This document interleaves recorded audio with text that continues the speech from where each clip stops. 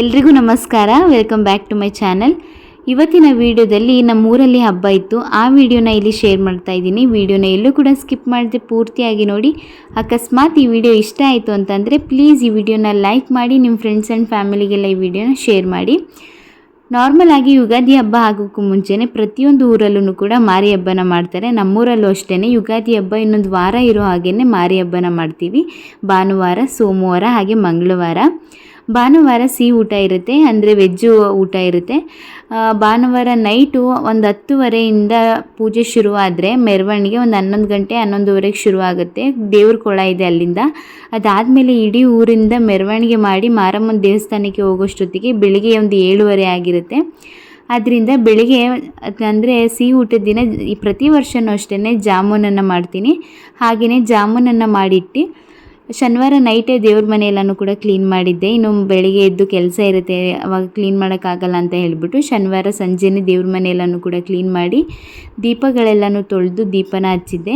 ಇನ್ನು ಬೆಳಿಗ್ಗೆ ಭಾನುವಾರ ಒಂದು 11 ಗಂಟೆವರೆಗೂ ದೀಪ ಹಾಗೆ ಉರಿತು. ಅದಾದಮೇಲೆ ಏನು ದೀಪ ನೆಕ್ಸ್ಟ್ ಎಣ್ಣೆ ಬಿಡೋಕ್ಕೇನು ಹೋಗಲಿಲ್ಲ. ಅಕಸ್ಮಾತ್ ಕೆಟ್ಟೋದ್ರೆ ಇನ್ನು ಸಂಜೆ ಪೂಜೆ ಮಾಡ್ಕೊಳ್ಳೋಣ ಅಂತ ಹೇಳಿಬಿಟ್ಟು ಹೂವನ್ನೆಲ್ಲನೂ ತೆಗೆದು, ಬಾಡೋಗಿರೋಂಥ ಹೂವು ಇರುತ್ತಲ್ವ ನೆನ್ನೆ ಮಡಿಸಿದ್ದು, ಅದನ್ನೆಲ್ಲನೂ ಕೂಡ ತೆಗೆದು ಬೇರೆ ಹೂವನ್ನೆಲ್ಲನೂ ಮಡಿಸಿ ದೇವ್ರ ಪೂಜೆಗೆ ಅಂತ ಹೇಳಿ ರೆಡಿ ಮಾಡಿ ಇಟ್ಟಿದ್ದೆ. ಅದಾದಮೇಲೆ ಸಂಜೆ ಆದಮೇಲೆ ನೈಟ್ ಏನೇನು ಅಡುಗೆ ಮಾಡಬೇಕಾಗಿರುತ್ತೆ ಅದೆಲ್ಲನೂ ಕೂಡ ಮಾಡಿ ಇಟ್ಟು, ಅದಾದಮೇಲೆ 6 ಗಂಟೆಗೆ ಪೂಜೆ ಮಾಡೋಣ ಅಂತ ಹೇಳಿಬಿಟ್ಟು ಈಗ ಪೂಜೆನ ಮಾಡ್ತಾಯಿದ್ದೀನಿ. ನಾರ್ಮಲಾಗಿ ಸಿಹಿ ಊಟ ಅಂತಂತಂದರೆ ನಾರ್ಮಲಾಗಿ ಅನ್ನ ಸಾಂಬಾರು ಮತ್ತು ಪಲ್ಯ, ಹೆಸರುಬೇಳೆ ಆ ಥರ ಎಲ್ಲ ಮಾಡ್ತೀವಿ. ಅಂದರೆ ಈ ವರ್ಷ ಅಂದರೆ ಯಾರಿಗೂ ನಾವು ಗೆಸ್ಟ್ಗಳಿಗೆ ಹೇಳಿರಲಿಲ್ಲ, ಅದರಿಂದ ನಾರ್ಮಲಾಗಿ ಅನ್ನ ಸಾಂಬಾರು ಪಲ್ಯ ಆ ರೀತಿ ಅಡುಗೆನ ಮಾಡಿದ್ದೆ. ಅದಾದಮೇಲೆ ಸಿಂಪಲ್ಲಾಗಿ ಮಾಡಿರೋದ್ರಿಂದ ಬೇಗನೆ ಅಡುಗೆ ಕೆಲಸನೂ ಕೂಡ ಮುಗೀತು. ಅದಾದಮೇಲೆ ಅಂದರೆ ನಮ್ಮ ಅಪ್ಪನ ಮನೆಯಲ್ಲೂ ಕೂಡ ಅಂದರೆ ಒಂದೇ ಊರಿಗೆ ನಾನು ಮದುವೆ ಆಗಿರೋದ್ರಿಂದ ಅಲ್ಲಿ ಹಬ್ಬಕ್ಕೆ ಹೇಳಿದರು. ಅಲ್ಲಿಗೆ ಹೋಗೋ ಕಾರಣ ಏನೋ ಹೆಚ್ಚಾಗಿ ಮಾಡಿರಲಿಲ್ಲ. ಅದಾದಮೇಲೆ ಪೂಜೆ ಎಲ್ಲನೂ ಕೂಡ ಮುಗಿಸಿದಾದ್ಮೇಲೆ ಸಂಜೆ ಒಂದು 6:30 ಆಗಿತ್ತು. ದೇವ್ರ ಮನೆ ನೋಡ್ತಾ ಇರ್ಬೋದು ನೀವು ಯಾವ ರೀತಿ ಕಾಣಿಸ್ತಾ ಇದೆ ಅಂತ. ದೇವ್ರ ಮನೆನ ಕ್ಲೀನ್ ಮಾಡಿ ಅದಕ್ಕೆ ಹೂವನ್ನೆಲ್ಲ ಮಡಿಸಿ ಪೂಜೆ ಮಾಡಿದ್ಮೇಲೆ ಅದು ಬೆಳಿಗ್ಗೆ ಪೂಜೆ ಮಾಡಬೇಕಾದ್ರೂ ತುಂಬಾ ಚೆನ್ನಾಗಿರುತ್ತೆ. ಅದೇ ಸಂಜೆ ಟೈಮಲ್ಲಿ ಗೋಧೂಳಿ ಟೈಮಲ್ಲಿ ಪೂಜೆ ಮಾಡಬೇಕಾದ್ರಂತೂ ತುಂಬ ಅಂದರೆ ತುಂಬಾ ಮನಸ್ಸಿಗೆ ನೆಮ್ಮದಿ ಅಂತ ಅನಿಸುತ್ತೆ, ಅಷ್ಟು ಕ್ಲೀನಾಗಿರುತ್ತೆ. ಪೂಜೆ ಎಲ್ಲ ಮುಗಿಸಿದಾದ್ಮೇಲೆ ಈಗ ನೋಡ್ತಾ ಇರ್ಬೋದು ನೀವು, ನಾನು ಆಗಲೇ ಹೇಳ್ದಾಗೆ ಪ್ರತಿ ವರ್ಷವೂ ಅಷ್ಟೇ ಜಾಮೂನನ್ನು ಮಾಡ್ತೀನಿ. ಈ ವರ್ಷವೂ ಅಷ್ಟೇ ಜಾಮೂನನ್ನು ಮಾಡಿದ್ದೆ. ಹಾಗೆಯೇ ರೈಸು ಜೊತೆಗೆ ಬೇಳೆ ಸಾಂಬಾರನ್ನ ಮಾಡಿದ್ದೆ. ಬೇಳೆ ಸಾಂಬಾರು ಜೊತೆಗೆ ಹೀರೆಕಾಯಿ ಪಲ್ಯನೂ ಕೂಡ ಮಾಡಿದ್ದೆ. ಹೆಸರುಬೇಳೆ, ಹಪ್ಪಳ, ಸಂಡಿಗೆ ಹಾಗೆಯೇ ಬಜ್ಜಿ ಇದೆಲ್ಲನೂ ಕೂಡ ಮಾಡ್ತಾಯಿದ್ದೆ. ಅಂದರೆ ಈ ಸಲ ನಾನು ಆಗಲೇ ಹೇಳ್ದಾಗೆ ಯಾರಿಗೂ ಗೆಸ್ಟ್ಗಳು ಬರೋರು ಇರಲಿಲ್ಲ. ಅದರಿಂದ ನಾವು ಕೂಡ ಊಟಕ್ಕೆ ಅಪ್ಪನ ಮನೆಗೆ ಹೋಗ್ತಾ ಇದ್ವಲ್ಲ, ಅದರಿಂದ ಏನೂ ಹೆಚ್ಚಾಗಿ ಮಾಡಿಲ್ಲ. ಈ ರೀತಿ ಸಾಂಬಾರು ಪಲ್ಯ ಹಾಗೆಯೇ ಸ್ವೀಟಿಗೆ ಜಾಮೂನನ್ನು ಮಾಡಿದ್ದೆ. ಅದಾದಮೇಲೆ ಪೂಜೆ ಎಲ್ಲ ಮುಗಿಸಿ ಅಪ್ಪ ಅಮ್ಮಂಗೆಲ್ಲ ಊಟನ ಹಾಕ್ಕೊಟ್ಟು ಅದಾದಮೇಲೆ ನಾನು ಮತ್ತು ನನ್ನ ಹಸ್ಬೆಂಡು ಮತ್ತು ನನ್ನ ಮಗಳು 3 ಜನನೂ ಊಟಕ್ಕೆ ಅಂತ ಹೊರಟ್ವಿ. ನಾವು ಹೊರಟಾಗ ಆಗಲೇ ಒಂದು 8 ಗಂಟೆ ಆಗಿತ್ತು. ಅಲ್ಲಿಂದ ಊಟ ಮುಗಿಸ್ಕೊಂಡು ನಾವು ಮನೆಗೆ ಬಂದಿದ್ದೆ ಒಂದು 9:30 ಆಗಿತ್ತು. ಈಗ ನೋಡ್ತಾ ಇರ್ಬೋದು ರೋಡಲ್ಲೆಲ್ಲ ಎಷ್ಟು ಚೆನ್ನಾಗಿ ಲೈಟಿಂಗ್ಸ್ ಹಾಕಿದ್ದಾರೆ ಅಂತ ಹೇಳ್ಬಿಟ್ಟು. ಪ್ರತಿ ವರ್ಷವೂ ಕೂಡ ಈ ಮಾರಿ ಹಬ್ಬದಲ್ಲಿ ಲೈಟಿಂಗ್ಸನ್ನು ನೋಡಿದಾಗ ಪ್ರತಿದಿನ ಇದೇ ರೀತಿ ಬೆಳಕಿದ್ರೆ ಎಷ್ಟು ಚೆನ್ನಾಗಿರುತ್ತೆ ಅಲ್ವ ಅಂತ ಅನಿಸುತ್ತೆ, ತುಂಬಾ ಖುಷಿಯಾಗುತ್ತೆ. ಅದಾದಮೇಲೆ ಅಲ್ಲಿಂದ ಬಂದ ಮೇಲೆ ನಾನು ಆಗಲೇ ಹೇಳ್ದಾಗೆ ದೇವ್ರ ಪೂಜೆ ಮೆರವಣಿಗೆ ಎಲ್ಲ ಇರುತ್ತೆ ನೈಟ್ ಪೂರ. ಅದಾದಮೇಲೆ ಬೆಳಿಗ್ಗೆ ಒಂದು 7:30ಗೆ ಅದು ಮಾರಿಗುಡಿಗೆ ಹೋಗಿ ತಲುಪಿದ ಮೇಲೆ ಒಂದು 7:30 ಅಷ್ಟೊತ್ತಿಗೆ ಮತ್ತೆ ಟಮಟೆ ತೊಗೊಂಡು ಬರ್ತಾರೆ. ಏನಕ್ಕೆ ಅಂದರೆ ತಂಬಿಟ್ಟನ್ನು ತೊಗೋಬೇಕು. ಅದರಿಂದ ರಾತ್ರಿಯೇ ಅಕ್ಕಿನ ಬಿಸಿ ಮಾಡಿ ಅದ್ರ ಜೊತೆಗೆ ಕಡಲೆನ ಹಾಕಿ ಅದನ್ನು ಪೌಡರ್ ಮಾಡಿ ಇಟ್ಟಿದ್ದಾಯಿತು. ಅದಾದಮೇಲೆ ಈ ಕಡೆ ಬೆಲ್ಲದ ಪಾಕನೂ ಕೂಡ ತೆಗೆದು ಇಟ್ಟು ಬೆಳಿಗ್ಗೆ ಮಿಕ್ಸ್ ಮಾಡ್ಕೊಳ್ಳೋಕ್ಕೆ ಈಸಿ ಆಗುತ್ತೆ ಹೇಳಿಬಿಟ್ಟು ಬೆಲ್ಲದ ಪಾಕನೂ ಕೂಡ ತೆಗೆದಿಟ್ಟೆ.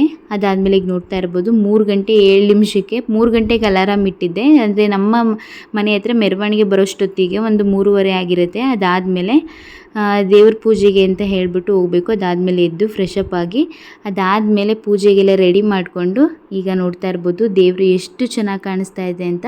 ಇದು ವರ್ಷಕ್ಕೊಂದೇ ಬಾರಿ ಇದನ್ನು ಮುಖವಾಡನ ಹೊರಗಡೆಗೆ ತೆಗೆಯೋದು. ಭೂಮಿ ಒಳಗಡೆ ಒಂದು ಪೆಟ್ಟಿಗೆ ಒಳಗಡೆ ಹಾಕಿ ಅದನ್ನು ಮಣ್ಣಲ್ಲಿ ಮುಚ್ಚಿ ಅದನ್ನು ಪೂಜೆನ ಮಾಡ್ತಾರೆ ಅಲ್ಲಿ. ಅದಾದಮೇಲೆ ವರ್ಷಕ್ಕೊಂದೇ ಸಲ ಈ ರೀತಿ ಮುಖವಾಡನ ತೆಗೆದು ಪೂಜೆನ ಮಾಡ್ತಾರೆ. ಹಾಗೆಯೇ ದೇವ್ರನ್ನ ಹೊತ್ತಿರ್ತಾರಲ್ಲ ಅದ್ರ ಪಕ್ಕ 2 ಕಳಸಗಳನ್ನು ಕೂಡ ಚಿಕ್ಕ ಚಿಕ್ಕ ಹುಡುಗಿರ ಕೈಲಿ ಒರೆಸ್ತಾರೆ. ಹಾಗೆಯೇ ಅದ್ರ ಮುಂದೆ ಈಗ ನೋಡ್ತಾ ಇರ್ಬೋದು ಬಸವಣ್ಣನೂ ಕೂಡ ಹೋಗ್ತಾ ಇರುತ್ತೆ. ಅದ್ರ ಮುಂದೆಗಡೆ ಈ ರೀತಿ ಛತ್ರಿಗಳನ್ನ ಇಟ್ಕೊಂಡಿದ್ದಾರಲ್ಲ. ನಮ್ಮೂರಲ್ಲಿ ಈ ಹಬ್ಬದ ವಿಶೇಷ ಏನು ಅಂತಂದರೆ ಎಲ್ರಿಗೂ ಮೈ ಮೇಲೆ ದೇವ್ರು ಬರುತ್ತೆ ಅಂತ ಹೇಳ್ತಾರೆ. ಆದರೆ ನಮ್ಮೂರಲ್ಲಿ ಈ ಛತ್ರಿಗಳ ಮೇಲೆ ಮಾರಮ್ಮ ಬರ್ತಾರೆ ಅಂತ ಹೇಳ್ತಾರೆ. ನಿಜವಾಗ್ಲೂ ಅದನ್ನು ನೋಡ್ತಾ ಇದ್ದರೆ ಒಂದು ಕ್ಷಣ ಮೈನೇ ಜುಮ್ ಅನ್ನುತ್ತೆ. ಎಷ್ಟು ಖುಷಿಯಾಗುತ್ತೆ ಅಂತ ಅಂದರೆ ಈಗ ನೋಡ್ತಾ ಇರ್ಬೋದು ವಿಡಿಯೋದಲ್ಲಿ ಅದು ನಿಜವಾಗ್ಲೂ ಅದು ಛತ್ರಿ ಮೇಲೆ ಬಂದು ಆ ಛತ್ರಿನೇ ಈ ರೀತಿ ತಿರುಗುತ್ತೆ. ಅದನ್ನು ಮನುಷ್ಯರು ಯಾರು ಇಟ್ಕೊಂಡಿರ್ತಾರೆ ಅದನ್ನು ಅವರು ಕಂಟ್ರೋಲ್ ಮಾಡಬೇಕು. ಅವ್ರಿಗೆ ನಿಜವಾಗ್ಲೂ ಎಷ್ಟು ಸ್ಟ್ರೆಂತಾಗಿ ಇಟ್ಕೋಬೇಕು ಅಂತಂದರೆ ಕೆಲವೊಂದು ಸಲ ಛತ್ರಿ ಕೆಳಗಡೆ ಬಿದ್ದೇ ಹೋಗ್ಬಿಡುತ್ತೆ. ಅದರಿಂದ ಸುತ್ತ ಇಟ್ಕೊಳ್ಳೋಕ್ಕೆ ಸುಮಾರು ಜನ ನಿಂತಿರ್ತಾರೆ. ಇವ್ರು ಏನಿಲ್ಲ ಸುಮ್ಮನೆ ಜಸ್ಟ್ ಇಟ್ಕೊಳ್ಳೋದು ಅಷ್ಟೇ. ದೇವ್ರು ಬಂದಾಗ ಅದೇ ಫುಲ್ಲು ತಿರುಗಿಸಿ ಅದಕ್ಕೆ ಎಷ್ಟು ಸಮಾಧಾನ ಆಗುತ್ತೋ ಅಲ್ಲಿವರೆಗೂ ಅದೇ ರೀತಿ ತಿರುಗಿಸ್ತಾ ಇರ್ತಾರೆ. ಆಮೇಲೆ ಇನ್ನೇನು ಕೆಳಗಡೆ ಬಿಟ್ಬಿಡ್ತಾರೆ ಅನ್ನೋ ಟೈಮಿಗೆ ಎಲ್ಲರೂ ಕೂಡ ಇಟ್ಕೋತಾರೆ. ಇದೇ ಥರ ಮೆರವಣಿಗೆ ಮಾರಮ್ಮನ ದೇವಸ್ಥಾನದ ಹತ್ರ ಹೋಗೋವರೆಗೂ ಕೂಡ ಇದೇ ರೀತಿ ದೇವ್ರು ಬರ್ತಾರೆ ಇರುತ್ತೆ. ಒಬ್ಬೊಬ್ಬರಾದ್ಮೇಲೆ ಅದನ್ನು ಎಕ್ಸ್ಚೇಂಜ್ ಮಾಡ್ತಾ ಇರ್ತಾರೆ ಇಟ್ಕೊಳ್ಳೋದಕ್ಕೆ. ಅದಾದಮೇಲೆ ಪೂಜೆ ಎಲ್ಲ ಮುಗಿಸ್ಕೊಂಡು ಮನೆಗೆ ಬಂದಮೇಲೆ ಇನ್ನು ಬೆಳಗ್ಗೆ ಮತ್ತೆ ಬಾಗಿಲಿಗೆ ನೀರನ್ನು ಹಾಕಿ ರಂಗೋಲಿನ ಹಾಕಬೇಕು. ಹಾಗೆ ಇನ್ನೊಂದು ಸಲ ಮನೆಯೆಲ್ಲನೂ ಕೂಡ ಕ್ಲೀನಾಗಿ ಒರೆಸಿ ಹಾಗೆಯೇ ಬಾಗಿಲಿಗೆ ನೀರು ಹಾಕಿ ರಂಗೋಲಿನ ಹಾಕಿದ್ದೀನಿ. ಹಾಗೆಯೇ ರೋಡ್ಗೂ ಅಷ್ಟೇ ಇವತ್ತು ಹಬ್ಬ ಅಂತ ಹೇಳಿಬಿಟ್ಟು ರೋಡಲ್ಲೂ ಕೂಡ ನೀರನ್ನು ಹಾಕಿ ರಂಗೋಲಿನ ಹಾಕಿದ್ದೀನಿ. ಅದಾದಮೇಲೆ ನಾನು ಸ್ನಾನ ಮಾಡ್ಕೊಂಡು ಬಂದು ಮತ್ತೆ ಅದೇ ನಾನು ಆಗಲೇ ಹೇಳ್ದಾಗೆ ತೊಂಬಿಟ್ಟನ್ನು ತೊಗೋಬೇಕು ಅಂತ ಹೇಳಿದ್ನಲ್ಲ, ಆಗ ಮತ್ತೆ ರೆಡಿ ಆಗಿಬಿಟ್ಟು ತೊಂಬಿಟ್ಟನ್ನು ತೊಗೊಂಡು ಮಾರಮ್ಮನ ದೇವಸ್ಥಾನದ ಹತ್ರ ಹೋಗ್ತೀವಿ.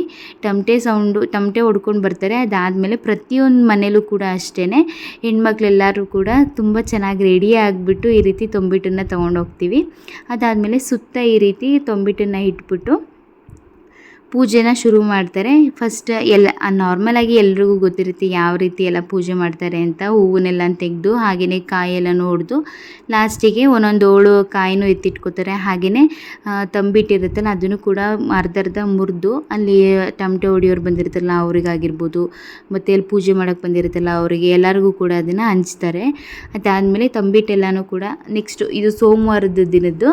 ಅದಾದಮೇಲೆ ರಾತ್ರಿ ಮೆರವಣಿಗೆ ಬಂದಿತ್ತಲ್ಲ ದೇವರು, ಅದನ್ನು ಈ ರೀತಿ ಮಾರಮ್ಮನ ದೇವಸ್ಥಾನದ ಒಳಗಡೆ ಮಾರಮ್ಮಂದು ಕಲ್ಲಿದೆ, ಅದ್ರ ಮುಂದೆಗಡೆ ಈ ರೀತಿ ವಿಗ್ರಹದ ಮುಖನ ಇಟ್ಟು ಮತ್ತೆ ಇಲ್ಲಿ ಪೂಜೆ ಮಾಡ್ತಾರೆ. ಸಂಜೆ ಅಷ್ಟೊತ್ತಿಗೆ ಮತ್ತೆ ಅದನ್ನು ಏನೋ ಒಂದು ಮನೆ ಒಳಗಡೆ ಅದನ್ನು ಪೆಟ್ಟಿಗೆ ಒಳಗಡೆ ಹಾಕಿ ಇಡ್ತಾರೆ. ಅದೇ ರೀತಿ ಮತ್ತೆ ಅದಕ್ಕೆ ಆರತಿ ಎಲ್ಲನೂ ಮಾಡಿ ಪೂಜೆನ ಮಾಡಿ ಮತ್ತೆ ಅದನ್ನೆಲ್ಲನೂ ಕೂಡ ನೀಟಾಗಿ ಶುದ್ಧ ಮಾಡಿ ಒಳಗಡೆ ಎತ್ತಿಡ್ತಾರೆ. ಹಾಗೆಯೇ ಅಲ್ಲಿಂದ ಬಂದಾದಮೇಲೆ ಪೂಜೆ ಮುಗಿಸ್ಕೊಂಡು ಬಂದಾದಮೇಲೆ ತಿಂಡಿಗೆ ಅಂತ ಹೇಳಿಬಿಟ್ಟು ಬಿಸಿಬೇಳೆಭಾತನ್ನ ಮಾಡಿದ್ದೆ. ನಾನು ನಿನ್ನೆಯಿಂದ ಅಷ್ಟೇ ಯಾವುದೇ ರೆಸಿಪಿಗಳನ್ನ ವೀಡಿಯೋ ಶೂಟ್ ಮಾಡೋಕ್ಕಾಗಲಿಲ್ಲ, ಕೆಲಸನೇ ಜಾಸ್ತಿ ಇತ್ತು. ಅದರಿಂದ ಬಿಸಿಬೇಳೆಭಾತ್ ರೆಸಿಪಿನೂ ಕೂಡ ಶೇರ್ ಮಾಡ್ಕೊಳ್ಳೋಣ ಅಂದ್ಕೊಂಡೆ, ಆದರೆ ಆಗಲಿಲ್ಲ. ಬೆಳಗ್ಗೆ ತಿಂಡಿಗೆ ಅಂತ ಹೇಳಿಬಿಟ್ಟು ಬಿಸಿಬೇಳೆಭಾತ್ ಮಾಡಿದ್ದೆ, ತುಂಬಾ ಚೆನ್ನಾಗಿ ಬಂದಿತ್ತು. ಅದಾದಮೇಲೆ ಈ ಸೋಮವಾರದ ದಿನವೇ ಒಂದು 4 ಗಂಟೆ ಅಷ್ಟೊತ್ತಿಗೆ ನೋಡಿ ಈ ರೀತಿ ಕುಣಿತನ ಕುಣಿತಾರೆ. ಫಸ್ಟು ರಾಮ ಮಂದಿರ ಇದೆ ಅಲ್ಲಿ ಕುಣಿತಾ ಇರ್ತಾರೆ. ಲಾಸ್ಟ್ ಡೇಗೆ ಈ ರೀತಿ ಮಾರಮ್ಮನ ದೇವಸ್ಥಾನದ ಹತ್ರ ಫುಲ್ಲು ಎಲ್ಲ ಹುಡುಗರುಗಳು ಕೂಡ ಈ ರೀತಿ ಟಮಟೆ ಸೌಂಡಿಗೆ ಆ ಸೌಂಡಿಗೆ ತಕ್ಕಂತೆ ಸ್ಟೆಪ್ಗಳಿದೆ, ಅದನ್ನು ಸುತ್ತ ಈ ಥರ ಹಾಕ್ಕೊಂಡು ಕುಣಿತನ ಕುಣಿತಾರೆ. ಅದಾದಮೇಲೆ ಈಗ ಮುಂದೆಗಡೆ ನೋಡ್ತಾ ಇರ್ಬೋದು ನೀವು ಒಂದು ಕೊಳದ ಥರ ಇದೆ, ಅದಕ್ಕೆ ನೀರನ್ನು ತುಂಬಿಸ್ತಾರೆ. ಕೊಳದಿಂದ ಹೆಣ್ಮಕ್ಳು ನೀರನ್ನು ತಂದು ಅದರೊಳಗಡೆ ತುಂಬಿಸಿದ್ದಾರೆ. ಇವಾಗ ಈ ನೀರನ್ನು ಎರಚ್ಕೊಂಡು ಹೋಳಿನೂ ಕೂಡ ಆಡ್ತಾರೆ. ಪ್ರತಿ ವರ್ಷವೂ ಅಷ್ಟೇ ಸೋಮವಾರ ಸಂಜೆ ಟೈಮು ಇಲ್ಲಿ ಈ ರೀತಿ ಕುಣಿತನ ಕುಣ್ಬಿಟ್ಟು ಲಾಸ್ಟಿಗೆ ಅದಾದಮೇಲೆ ಇಲ್ಲಿ ಈ ನೀರನ್ನು ತಗೊಂಡು ಪೂಜೆನ ಮಾಡಿ, ಅಂದರೆ ಫಸ್ಟು ಅರಿಶಿನ ಕುಂಕುಮ ಎಲ್ಲನೂ ಕೂಡ ಹಾಕಿ ಈ ನೀರಿಗೆ ಪೂಜೆನ ಮಾಡಿ ಅದಾದಮೇಲೆ ಹೋಳಿ ಆಡ್ತಾ ಆಡ್ತಾ ನೀರೆಲ್ಲ ಖಾಲಿ ಆಗಿಬಿಡುತ್ತಲ್ವ, ಅದರಿಂದ ಇದಕ್ಕೆ ಮತ್ತೆ ಎಕ್ಸ್ಟ್ರಾ ನೀರನ್ನು ತಂದು ಟ್ಯಾಂಕರಲ್ಲಿ ಅದಾದಮೇಲೆ ಇದಕ್ಕೆ ತುಂಬಿಸ್ತಾ ಇರ್ತಾರೆ. ಅಲ್ಲಿ ಹುಡುಗರೆಲ್ಲ ಹೋಳಿ ಆಡ್ತಾ ಇರ್ತಾರಲ್ವ, ಅದು ನೀರು ಖಾಲಿ ಆದಂಗೆ ಎಲ್ಲನೂ ಕೂಡ ನೀರನ್ನು ತುಂಬಿಸ್ತಾ ಇರ್ತಾರೆ. ಇದು ಹೋಳಿ ಹಬ್ಬ ಆಗಿರೋದ್ರಿಂದ ಇದಕ್ಕೆ ಹೆಚ್ಚಾಗಿ ಅರಿಶಿನ ಕುಂಕುಮ ಎಲ್ಲನೂ ಕೂಡ ಹಾಕಿ ಅದಕ್ಕೆ ಸ್ವಲ್ಪ ಹೂಗಳನ್ನ ಹಾಕಿ ಈ ರೀತಿ ಎಲ್ಲನೂ ಕೂಡ ಚೆನ್ನಾಗಿ ರೆಡಿ ಮಾಡ್ತಾರೆ. ಅದಾದಮೇಲೆ ಈ ನೀರಿಗೆ ಪೂಜೆನ ಮಾಡ್ತಾರೆ. ಗಂಧಕಡ್ಡಿನ ಬೆಳಗ್ಗೆ ಹಾಗೆಯೇ ಕರ್ಪೂರನ ಬೆಳಗ್ಗೆ ಪೂಜೆನ ಮಾಡ್ತಾರೆ. ಒಂದು ಅರ್ಧದಿಂದ 3/4 ಗಂಟೆ ಟೈಮಷ್ಟು ಇದೇ ರೀತಿ ಕುಣಿತನ ಕುಣಿತಾರೆ. ಎಲ್ಲ ಆದಮೇಲೆ ಈ ಓಕ್ಲಿ ಗುಂಡಿಗೆ ಪೂಜೆನ ಮಾಡ್ತಾರೆ. ಅದಾದಮೇಲೆ ನಾನು ಆಗಲೇ ಹೇಳ್ದಾಗೆ ನೀರನ್ನೆಲ್ಲನೂ ಕೂಡ ತುಂಬಿಸೋದಕ್ಕೆ ಶುರು ಮಾಡ್ತಾರೆ. ಜೊತೆಗೆ ಈ ಹುಡುಗರು ಎಲ್ಲರೂ ಕೂಡ ಅಷ್ಟೇ ಆಗಲೇ ಕೈಯಲ್ಲಿ ನೀವು ನೋಡ್ತಾ ಇರ್ಬೋದು ನೀರನ್ನು ಎರಚೋದಕ್ಕೆ ಯಾವ ರೀತಿ ರೆಡಿ ಮಾಡ್ಕೊಂಡು ಇಟ್ಕೊಂಡಿದ್ದಾರೆ ಅಂತ ಹೇಳ್ಬಿಟ್ಟು. ಹಾಗೆಯೇ ಈ ಕುಂಟ ಕುಣಿಯೋದು ಮಾರಿ ಹಬ್ಬದ ದಿನ ಅಂದರೆ ಈ ಸೋಮವಾರ ದಿನ ಲಾಸ್ಟ್ ದಿನ ಆಗಿರುತ್ತೆ. ಅದರಿಂದ ಇದನ್ನು ನೋಡೋದಕ್ಕೆ ಅಂತ ಹೇಳ್ಬಿಟ್ಟು ಊರಲ್ಲಿರೋ ಎಲ್ಲ ಜನಗಳು ಕೂಡ ಅಲ್ಲಿ ಬಂದು ಸೇರ್ತಾರೆ. ಹಾಗೆಯೇ ಆ ಓಕ್ಲಿ ನೀರನ್ನು ಮೈ ಮೇಲೆ ಹಾಕಿಸ್ಕೊಳ್ಳೋದು ತುಂಬ ಒಳ್ಳೆಯದು ಅಂತ ಹೇಳ್ಬಿಟ್ಟು ಎಲ್ಲರೂ ಕೂಡ ಕಾಯ್ಕೊಂಡು ಕೂತಿರ್ತಾರೆ. ಅದಾದಮೇಲೆ ಓಕ್ಲಿ ಆಡೋದಕ್ಕೆ ಶುರು ಮಾಡ್ತಾರೆ. ತುಂಬಾ ಚೆನ್ನಾಗಿರುತ್ತೆ. ಒಂದು 1/4 ಗಂಟೆ 20 ನಿಮಿಷ ಎಷ್ಟು ತುಂಬ ಚೆನ್ನಾಗಿ ಓಕ್ಲಿನ ಆಡ್ತಾರೆ ಅಂತಂದರೆ ನಾವು ಚಿಕ್ಕ ವಯಸ್ಸಲ್ಲಿ ಆಡ್ತಿದ್ದೆಲ್ಲನೂ ಕೂಡ ನೆನಪಾಗುತ್ತೆ ಈಗ ನೋಡಿದ್ರೆ. ಅದಾದಮೇಲೆ ಸೋಮವಾರ ಈ ಓಕ್ಲಿ ಹಬ್ಬ ಆದಮೇಲೆ ಈ ಹಬ್ಬಕ್ಕೆ ಏನೋ ಒಂದು ಸ್ಟಾಪ್ ಅಂತ ಅನಿಸುತ್ತೆ. ಅದಾದಮೇಲೆ ನೆಕ್ಸ್ಟ್ ಡೇ ಮಂಗಳವಾರ ಏನು ಅಂತಂದರೆ ನಾರ್ಮಲಾಗಿ ಗೊತ್ತೇ ಇರುತ್ತೆ, ನಾನ್ ವೆಜ್ ಊಟ. ಎಲ್ಲರೂ ಮನೇಲೂ ಅಷ್ಟೇ ನಾನ್ ವೆಜ್ ಅಡುಗೆನ ಮಾಡ್ತಾರೆ. ಅದಾದಮೇಲೆ ಮಂಗಳವಾರ ಸಂಜೆ ಒಂದು 4 ಗಂಟೆಗೆ ಒಂದು ತೋಟ ಇದೆ ಕೊಳದ ಹತ್ರ, ಅಲ್ಲಿ ಹೋಗ್ಬಿಟ್ಟು ಅಡುಗೆನ ಮಾಡಬೇಕು. ಅದನ್ನು ನಾನಿಲ್ಲಿ ಶೂಟ್ ಮಾಡೋದಕ್ಕೆ ಆಗಿಲ್ಲ. ಅಂದರೆ ಆ ತೋಟದಲ್ಲೂ ಅಷ್ಟೇ ತಂಬಿಟ್ಟನ್ನು ಅಲ್ಲೇ ಒಂದು ಒಲೆ ಹಾಕಿ ಅಲ್ಲೇ ಅಡುಗೆನ ಮಾಡಿ ತಂಬಿಟ್ಟನ್ನು ಕಲಸಿ ಮತ್ತೆ ಅಲ್ಲಿ ಮಟನ್ನ ಕಡಿತಾರೆ. ಅಲ್ಲೂ ಕೂಡ ಸ್ವಲ್ಪ ಮಟನ್ನ ಇಟ್ಕೊಂಡು ಅಡುಗೆ ಮಾಡಿ ಅದನ್ನು ಒಂದು ದೊಡ್ಡ ಪಾತ್ರೆಗೆ ಹಾಕಿ ಅಲ್ಲಿಂದ ಹೊರಟ ಮೇಲೆ ಎಲ್ಲ ಗಂಡಸರು ಹೋಗಿ ಅಲ್ಲಿ ಊಟನ ಮಾಡ್ತಾರೆ. ಇದಿಷ್ಟು ಈ ವ್ಲಾಗ್ ಆಗಿತ್ತು. ಈ ವ್ಲಾಗ್ ಇಷ್ಟ ಆಗಿದ್ದರೆ ಪ್ಲೀಸ್ ಲೈಕ್ ಮಾಡಿ, ಶೇರ್ ಮಾಡಿ, ಕಮೆಂಟ್ ಮಾಡಿ, ನಮ್ಮ ಚಾನಲ್ ಸಬ್ಸ್ಕ್ರೈಬ್ ಮಾಡ್ಕೊಳ್ಳಿ. Thank you.